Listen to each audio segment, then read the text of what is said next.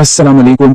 आज हम एक बहुत ही गहरे मौजू पे बात करने वाले हैं। एक ऐसा सफर जिससे हम सबको, हर नफ्स को गुजरना है, यानी रूह का जिस्म से परवाज करने का सफर। ये एक संजीदा मौजू है, तो आइए इसके मुख्तलिफ मराहिल को समझने की कोशिश करते हैं। तो कहानी शुरू होती है इस एक लम्हे से जब रूह अपना आखिरी सफर शुरू करती है। ये वो पॉइंट है जहां ये फानी दुनिया पीछे रह जाती है और एक नई, एक अबदी हकीकत सामने आना शुरू हो जाती है। अच्छा, तो इस सफर का जो सबसे पहला मरहला है ना, वो कुछ जिस्मानी निशानियों से शुरू होता है। ये वो अलामात हैं जो बताती हैं कि अब रूह का जिस्म से रुखसत होने का वक्त करीब आ गया है। आइए देखते हैं कि ये क्या है। तो सबसे पहली जो तब्दीली नजर आती है वो चेहरे पर होती है। मुंह थोड़ा सा खुल जाता है और होंठ वो आपस में मिल नहीं पाते। ये एक तरह से पहली ज़ाहिरी अलामत है कि जिस्म पर रूह का कंट्रोल अब कमजोर पड़ रहा है। अच्छा, एक बहुत ही दिलचस्प बात यह है कि रूह का सफर नीचे से ऊपर की तरफ होता है। मतलब ये एक तरतीब से होता है। पैरों से शुरू होता है, फिर जिस्म के अहम आज़ाद से गुजरता हुआ आखिर में हल्क तक पहुंच जाता है।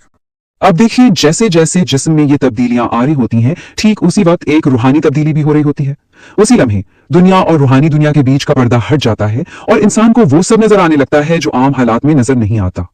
और ये लम्हा, ये इंतहाई फैसला कौन होता है। मरने वाले को एक ही वक्त में दो अलग अलग कुव्वतें नजर आती हैं। एक तरफ तो रहमत के फरिश्ते होते हैं और दूसरी तरफ शैतान होता है जो अपनी आखिरी कोशिश कर रहा होता है वसवसे डालने की।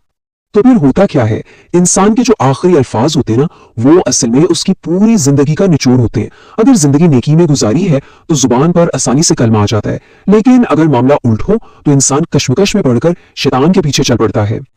और हैरत की बात यह है कि ये सब कुछ पलक झपकते में हो जाता है। ये अमल इतना तेज होता है कि दिमाग को सोचने समझने या उस पर कोई रद्द अमल जाहिर करने का मौका ही नहीं मिलता। ये हमारी सोच और समझ से बहुत आगे की बात है। तो अब आते हैं इस सफर के दो बिल्कुल मुख्तलिफ तजुर्बात की तरफ। एक मोमिन की रूह कैसे परवाज करती है और एक गुनाहगार की रूह कैसे। इन दोनों में जमीन आसमान का फर्क है और यही इस गुफ्तगू का मरकजी नुक्ता है। एक मोमिन के लिए ये लम्हात इंतहाई पुरसुकून होते हैं। कहा जाता है कि मोमिन की रूह ऐसे निकाली जाती है जैसे आटे से बाल, बिल्कुल आसानी से, बिना किसी तकलीफ के। ये अल्लाह की तरफ से एक खास इनाम है। लेकिन दूसरी तरफ एक गुनाहगार इंसान के लिए तजुर्बा बिल्कुल उल्ट होता है। रूह निकलते वक्त उसे जबरदस्त तकलीफ महसूस होती है जो उसकी जिंदगी भर के आमाल का नतीजा होता है। अच्छा, यहाँ एक सवाल जहन में आता है कि अगर इतनी तकलीफ होती है तो वो शख्स तड़पता क्यों नहीं है। इसकी वजह यह है कि उस वक्त रूह हलक में आकर अटक जाती है और जिस्म हरकत करने के काबिल नहीं रहता, बस एक गोश्त के लोथड़े की तरह पड़ा रह जाता है। चलें अब आगे बढ़ते हैं इस सफर के बिल्कुल आखिरी मरहले की तरफ। देखते हैं कि रूह जिस्म से पूरी तरह कैसे निकलती है और जिस्म का आखिरी रिएक्शन क्या होता है।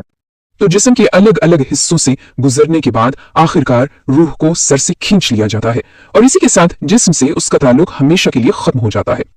और ये एक बहुत ही अजीब, एक हैरत अंगेज मंजर होता है। इंसान की अपनी आंखें अपनी ही रूह को जिस्म से निकलकर ऊपर की तरफ जाते हुए देखती हैं। यही वो आखिरी मंजर होता है जो ये आंखें देख पाती हैं। शायद इसीलिए अक्सर हमने देखा होगा कि मैयत की आंखें अगर खुली रह जाएं तो वो ऊपर की तरफ देख रही होती है। वो दरअसल अपनी रूह को जाते हुए देख रही होती है, इसी सिमत में जिस तरफ फरिश्ता उसे लेकर गया हो। तो इस पूरे सफर को समझने के बाद आखिर में हम सब मिलकर एक दुआ करते हैं, एक ऐसे खात्मे की दुआ जो ईमान पर हो।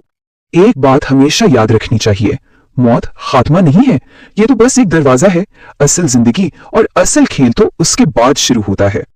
और हमारी दुआ यही है कि अल्लाहुम्मा जअल आखिर कलामिना ला इलाहा इल्लल्लाहु मुहम्मदुर रसूलुल्लाह सल्लल्लाहु अलैहि वसल्लम। अल्लाह हम सब के आखिरी लम्हात आसान फरमाए और ज़बान पर कलमा नसीब फरमाए, आमीन।